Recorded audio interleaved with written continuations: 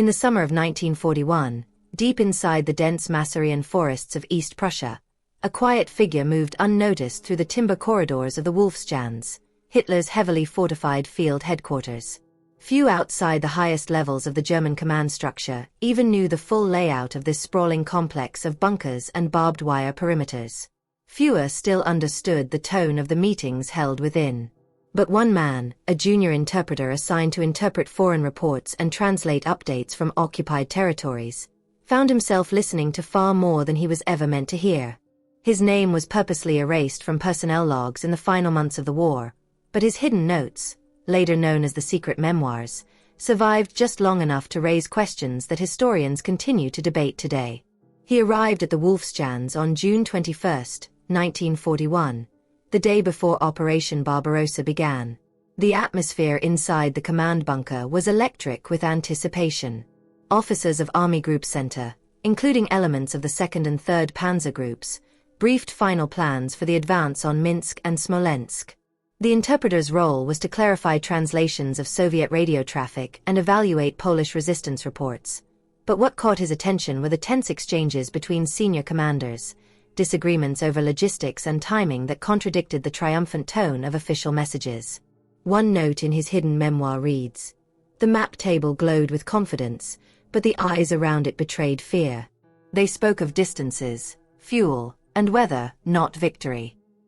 Outside the bunker, the German invasion unfolded at a pace that stunned both sides. Panzer divisions, supported by Ju-87 Stukas from Luftflotte II, broke through Soviet border defenses with devastating speed. Yet inside the headquarters, the interpreter watched as dissent quietly simmered. Field Marshal Fedor von Bock expressed concerns about overextended supply lines, while generals from the quartermaster branch warned about fuel reserves barely sufficient for the first month of operations. According to the interpreter's later notes, these warnings were met with cold silence or thinly veiled irritation from Hitler himself. These early moments would become the first cracks in the facade of the German war machine. Meanwhile, across the Channel, Allied intelligence officers at Bletchley Park were monitoring unconventional shifts in German command frequencies.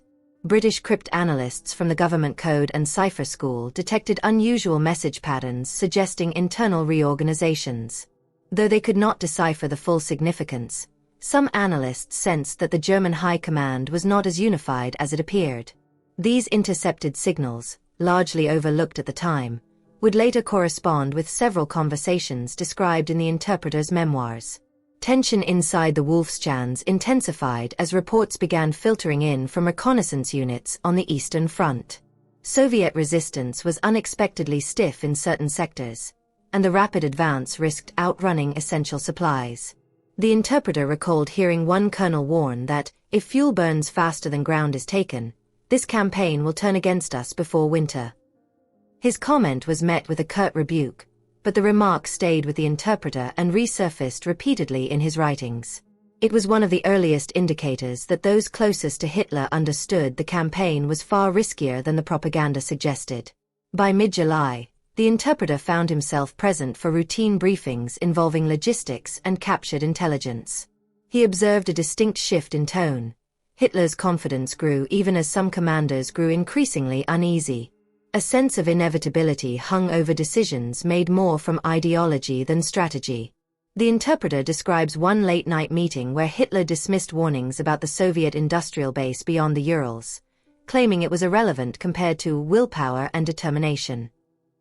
This dismissal, the interpreter noted, caused a stillness in the room that no one dared acknowledge. For the young interpreter, the human struggle was not only in the maps and reports.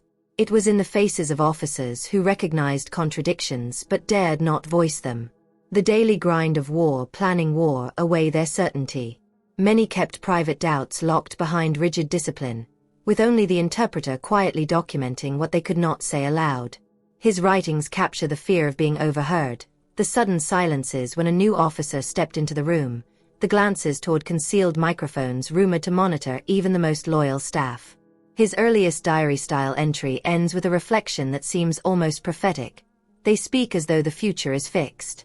But here, in the shadows of these concrete walls, I hear truths they pretend not to know.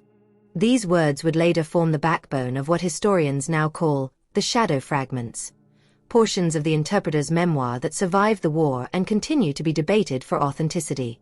As July turned to August, the interpreter sensed that his role had become more than linguistic. He had become a witness, one who understood too much and spoke too little. Each conversation he translated hinted at deeper fractures. Each order he heard raised more questions about what was being concealed from both the German people and the outside world. And as the Eastern Front expanded and the war's cost grew heavier, one question lingered in the interpreter's mind, captured in a final note from part 1 of his surviving memoirs. If the truth is spoken in a room where no one acknowledges it, has it been spoken at all? He would soon learn that the shadows inside the Wolfschans held more secrets than he ever expected. By late 1942, the corridors of the Wolfschans felt different. The once quiet confidence that had animated the early months of the Eastern Campaign had been replaced by something heavier, an unease that seeped into every meeting and every whispered conversation. The interpreter, now more trusted and routinely assigned to high-level discussions, began noticing how often officers avoided eye contact when discussing Stalingrad. What had once been presented as a decisive blow against Soviet resistance was turning into a slow, grinding disaster. And he, hidden in plain sight, heard the panic long before it appeared in German communiques. The hook came during a logistical briefing in early November. Reports from the 6th Army, encircled after the Soviet counteroffensive Operation Uranus, arrived with an unsettling pattern. Supplies were dwindling. Temperatures were dropping. Luftwaffe struggled to deliver even a fraction of the required daily tonnage of fuel, ammunition, and rations. Yet inside the bunker, the official line remained unwavering: Stalingrad must hold. The interpreter watched as officers from the Oberkommando des Heers nervously exchanged glances, while presenting figures that contradicted the optimism demanded by the Führer. They knew the numbers were lies, he wrote in one of his private entries. But the truth had become more dangerous than defeat. During these tense months, the interpreter's responsibilities expanded beyond translation. He was assigned to assist with the translation of foreign press summaries and intelligence assessments, documents that often revealed how the Allies interpreted Germany's strategic situation. British 8th Army victories at El Alamein in October 1942 had shifted the balance of the North African campaign. When news of the retreat of Rommel's forces from Egypt was read aloud in Hitler's presence, the interpreter saw the atmosphere in the bunker shift. A general from the quartermaster branch quietly muttered, "Two fronts slipping," before falling silent as the Führer turned sharply toward him. The struggle inside the Wolfschans wasn't simply military, it was psychological.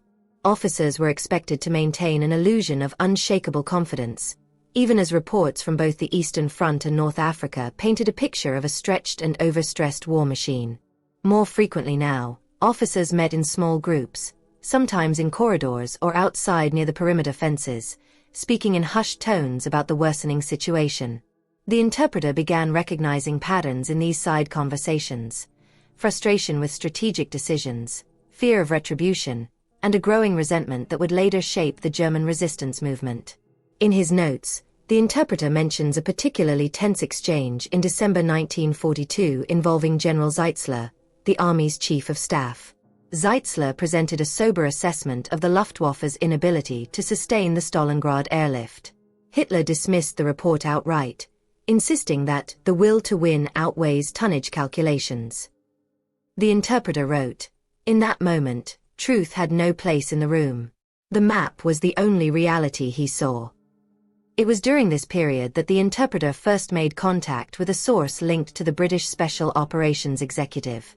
The memoir fragments suggest he passed coded information through an intermediary, a civilian courier with access to East Prussian trade routes. Though he never names the contact, he describes the act of transferring information as a moment of cold awareness, realizing he was crossing a threshold from observer to participant. "The decision was not heroic," he wrote. "It was survival, the only way to let the outside world know that the future here was built on illusions." Allied intelligence, particularly MI6 and the SOE, had begun noticing inconsistencies in German radio patterns. Some reports seemed to exaggerate German strength. Others appeared tailored to mislead Soviet analysts. But a handful of intercepted fragments hinted at desperation behind the lines. Fragments that would later align uncannily with themes found in the interpreter's memoirs. British analysts, unaware of their source, believed these signals came from dissenting voices within the Wehrmacht. Insight came in the form of a quiet confession recorded in the interpreter's notes. One evening, after a late-night briefing, a senior logistics officer spoke to him briefly while they walked back toward the barracks. North Africa is slipping. Stalingrad is dying. And yet we pretend. Every day we pretend. The officer glanced around, lowered his voice, and added, "One day, pretending will kill us faster than the enemy." The interpreter captured this moment as evidence of the widening gap between command fantasy and frontline reality. As winter deepened, airlift failures increased. By January 1943, Stalingrad's fate was sealed. Yet inside the Wolfschanze, directives continued to reinforce absolute resistance. The interpreter began writing more urgently, almost feverishly, convinced that the German command structure was headed toward collapse. His role in transmitting intelligence grew riskier with each passing week. The reveal came in a chilling note dated January 28, 1943, 3 days before Field Marshal Paulus surrendered. "The walls have ears. Every truth spoken becomes a whisper. Every whisper becomes suspicion." Shortly after, the interpreter learned that several officers had been reassigned under unclear circumstances. Rumors circulated that someone near the inner circle was leaking information. By early 1943, the interpreter sensed the tightening of security and the rising paranoia. He knew he had to be more cautious, but he also believed the world needed to understand what he was hearing. Part 2 closes with a final line from his surviving fragments. "The shadows had grown longer in the bunker. And in those shadows, I heard the beginning of the end." In the summer of 1943, the Berghof, Hitler's mountain residence above Berchtesgaden, became a place where the contradictions of the war revealed themselves with unmistakable clarity. While the surrounding Alps glowed with pristine beauty, the atmosphere inside the conference rooms was anything but serene. Here, beneath the painted ceilings and panoramic windows, the interpreter found himself translating some of the most consequential and tense conversations of the war. Unlike the Wolfschanze, the Berghof was less claustrophobic, but it harbored its own shadows, whispers of dissent, anxiety, and silent calculations among officers who no longer believed in victory. The hook came during a series of meetings in late July 1943, shortly after the devastating Allied bombing campaign against Hamburg, Operation Gomorrah. Firestorms tore through the city, destroying entire neighborhoods and killing tens of thousands. When Luftwaffe officers presented their assessment of the raids at the Berghof, the interpreter observed a profound shift in the room's energy. No one dared to speak openly about the catastrophic failure of Germany's air defenses, yet the silence was more condemning than words. One officer hesitantly explained that radar stations had been overwhelmed by Allied countermeasures, particularly the use of window, the British codename for aluminum strips designed to confuse German radar. Hitler was infuriated by the implication that technology, rather than will, defined the battle. The struggle of this period was not only military but existential. The Reich faced growing pressure on multiple fronts. The Allies had secured North Africa and were advancing through Sicily. The Eastern Front was bleeding German manpower at an unsustainable rate, with the Battle of Kursk, fought just weeks earlier, ending in a decisive Soviet victory. The interpreter watched key commanders enter the Berghof with rigid posture and leave visibly drained, their faces marked by the weight of impossible expectations. "They feared the future because they understood it," he later wrote. During this time, the interpreter's notes became more detailed, as though he sensed the urgency of capturing the cracks forming in the leadership's facade. He recorded one meeting in which Albert Speer presented production figures showing a rapid increase in Allied bomber output. These numbers were meant to encourage an expansion of Germany's own armament production, yet they had the opposite effect. Across the table, several officers exchanged subtle but unmistakable glances. They knew that Germany could not outproduce the United States and Britain combined. The interpreter captured the moment with a single line. "They spoke as though numbers were weapons, but the numbers themselves were killing them." Insight came from the interpreter's growing awareness that not all the men around Hitler were loyal to the regime, or to its leader. He noticed new caution in the way certain officers framed their briefings, carefully avoiding language that could be interpreted as defeatist while still trying to convey the urgency of the situation. One colonel from the Wehrmacht High Command quietly expressed to the interpreter after a meeting, "We are fighting two enemies, the Allies and the truth." This line resurfaced in several of the interpreter's later fragments, and hinted at his proximity to men who would later be associated with the German resistance. Meanwhile, across the Channel, MI6 analysts began identifying unusual patterns in German aerial defense reports. The interpreter's secret transmissions, carefully encoded and sent via his East Prussian intermediary, had grown more frequent but also more dangerous. The British could not identify their source, but they recognized that someone within Hitler's inner sphere was providing insights into Luftwaffe weaknesses and internal German disputes. One internal MI6 memo, later declassified, mentioned a mysterious informant whose proximity to senior leadership cannot be overstated. Though they did not know it, they were referring to the interpreter himself. The reveal of Part 3 comes from one of the more haunting notes in his memoirs, his account of a late-night briefing regarding the bombing of Hamburg. Hitler blamed the destruction on cowardly civilian spirit and demanded harsh measures against defeatist talk, but the interpreter captured something different, a moment of quiet collapse. He described how a senior Luftwaffe officer stared at a map of Hamburg's ruins for several long seconds before whispering, "This is the beginning of our end," thinking no one could hear. The interpreter heard, and wrote it down. Years later, historians would debate the authenticity of this quote, but its tone matches the disillusionment spreading within the upper ranks. In the application portion of his writings, the interpreter reflects on the importance of truth in a collapsing system. "When a regime survives by denying reality," he wrote, "the smallest fact becomes a weapon, and those who speak it become enemies." These words, more philosophical than his earlier entries, suggest he understood both the value and danger of what he was documenting. The chapter closes with a line that captures the tension building at the Berghof. "The mountains outside stood solid and eternal. Inside, the walls trembled, though no one dared admit they felt it." The interpreter knew that darker days were coming, and that the war would soon shift from crisis to catastrophe. What he didn't know was how quickly suspicion would begin creeping toward him, and how close he was to stepping into the center of a widening storm. By the summer of 1944, the Wolfschanz was no longer just a command center. It had become a place of fear. The once confident rhythm of daily briefings had shifted into a tense choreography of suspicion, whispers, and sudden absences.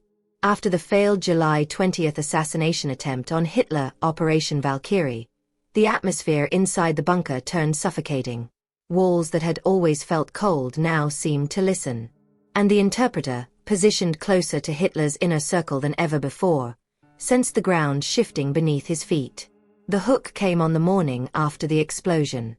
The interpreter was one of the first non-military staff to see the damaged conference hut where Colonel Klaus von Stauffenberg's bomb had detonated. The shattered windows, the scorched wooden panels, and the overturned map tables told a story more honest than the propaganda issued hours later. Although Hitler survived with minor injuries, the interpretation team was ordered to secrecy. But the interpreter captured the scene in his hidden notes. The blast carried more than smoke. It carried the unmasking of fear. The struggle of this period was unlike anything the interpreter had witnessed in previous years. The aftermath of the assassination attempt unleashed a storm of retaliation. Security personnel from the Reichssicherheitsdienst, RSD, and Gestapo investigators swarmed the Wolfschanz, scrutinizing every staff member's background, habits, and contacts. Officers who had once moved freely now spoke in clipped sentences, afraid to linger in hallways. Some disappeared without explanation. Others returned with visible signs of interrogation. The interpreter described the shift with chilling clarity. It was no longer enough to obey. One had to fear.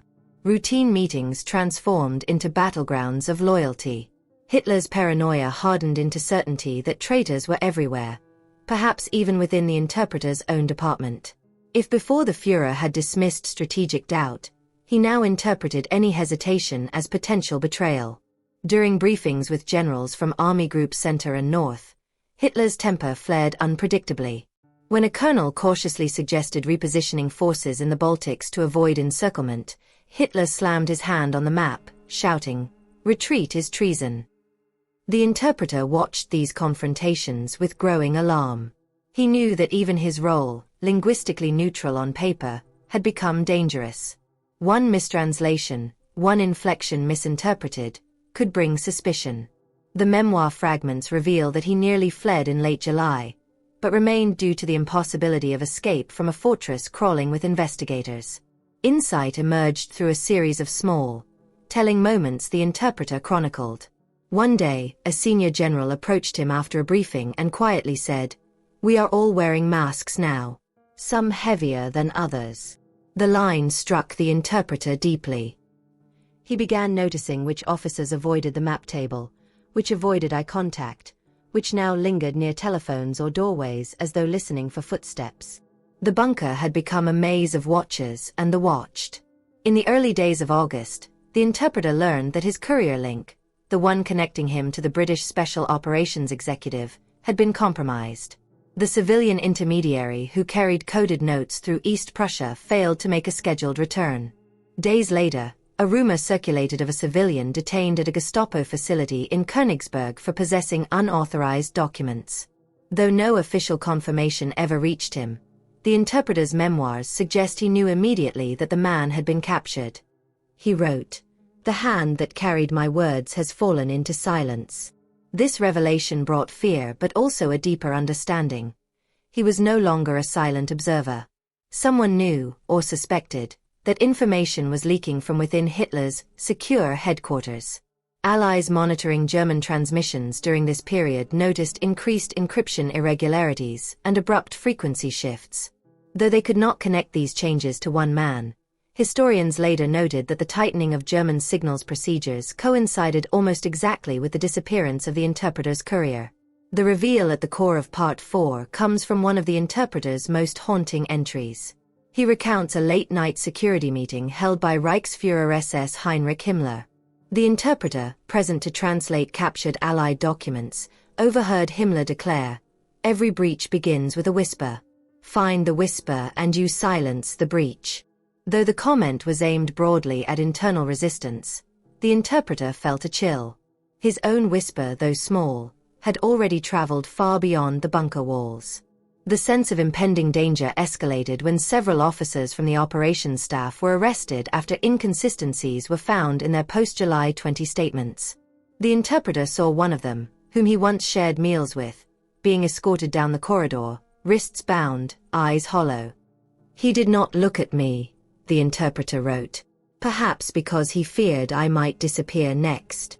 The atmosphere by early September had reached a breaking point. The Red Army was advancing through the Baltic states. German forces were retreating toward East Prussia. The Wolfschanz itself was no longer considered entirely safe. Discussions quietly began about evacuating key personnel deeper into central Germany. During a logistics briefing, the interpreter noted that even high-ranking officers spoke in hushed tones. Trust had dissolved entirely. The part closes with a final, foreboding line from the interpreter's surviving notes. "The shadows have narrowed, and in their tightening grip, I hear my own name drawing closer." In January 1945, the Eastern Front collapsed with a force that even the most pessimistic Wehrmacht officers had not anticipated. The Soviet Vistula Oder offensive surged westward with astonishing speed, scattering German defenses that were already hollowed out by years of attrition. Roads clogged with retreating soldiers, civilians, and abandoned equipment. Amid this chaos, the interpreter, once an unnoticed presence in Hitler's headquarters, found himself swept into a frantic relocation effort as the Wolfschanz was evacuated and personnel were pushed toward the Oder River. It was here, in this desperation-filled exodus, that his trace begins to fade from recorded history. The hook appears in a U.S. Army intelligence report dated March 1945, filed by a reconnaissance unit attached to the 82nd Airborne Division. The report describes an abandoned German staff car discovered near the Oder, not far from the shattered remnants of Kustrin Fortress. Inside the vehicle were fragments of charred paper, partially burned but not fully destroyed. These fragments, later transported to a U.S. Army intelligence depot in France, contained phrases and shorthand markers that matched earlier British intercept notes. They also contained a chilling line: "Final meeting. No record must remain." The identity of the writer wasn't immediately known, but to those familiar with the interpreter's style and phrasing, the resemblance was unmistakable. The struggle of early 1945 is vividly captured in the interpreter's final surviving entries.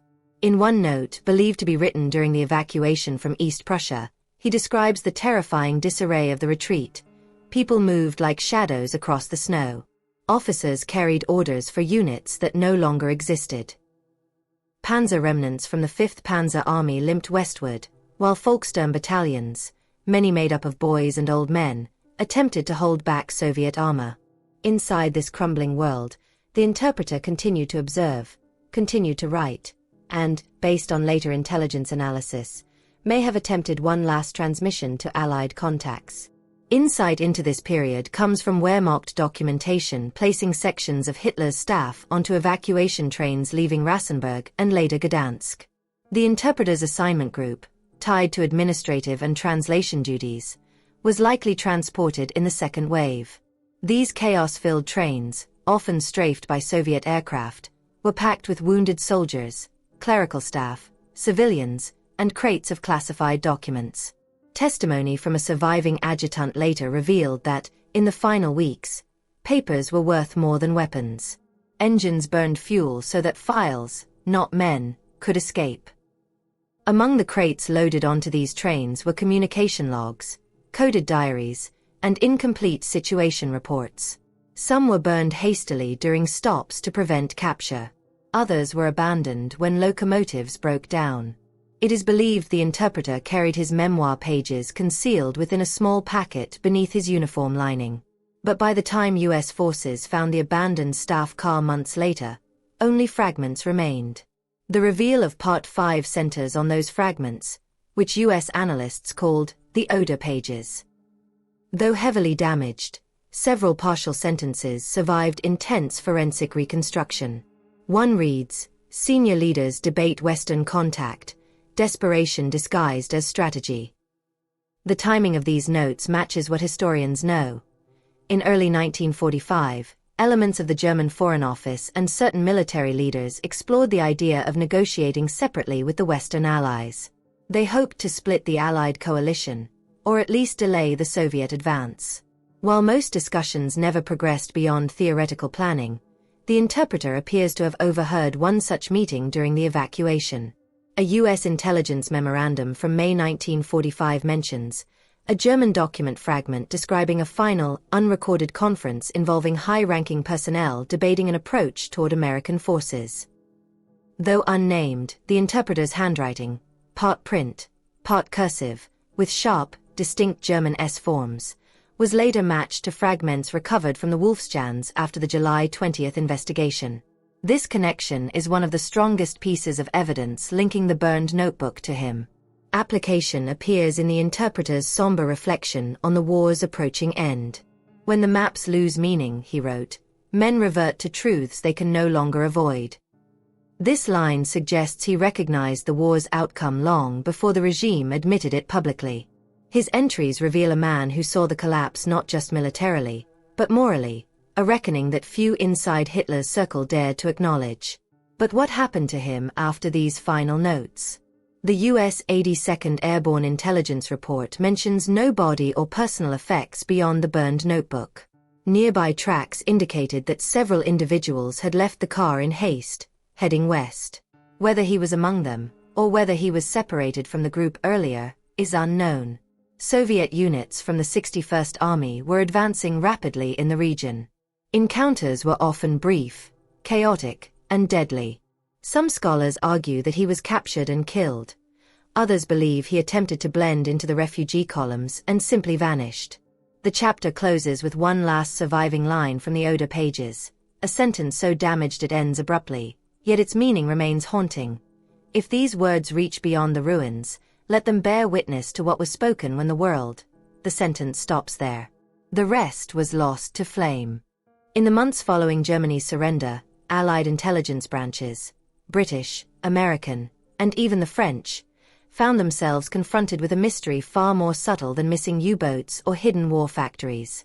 It centered on a man who, despite having stood mere feet from Hitler in dozens of meetings, officially never existed. The unnamed interpreter whose shadowed memoirs had drifted into Allied hands in incomplete, burned fragments. If the war had produced tragedies of millions, his story was a smaller one, but it carried the weight of insight that could reshape the understanding of Hitler's final years. And by autumn 1945, one fact became clear. No one knew what became of him. The hook for Part 6 begins inside a dim archive room in London, where MI6 officers reviewed captured German documents transported from the continent. Among them were the Oder pages. Their edges burned, their ink smeared from either water or hurried attempts to destroy them.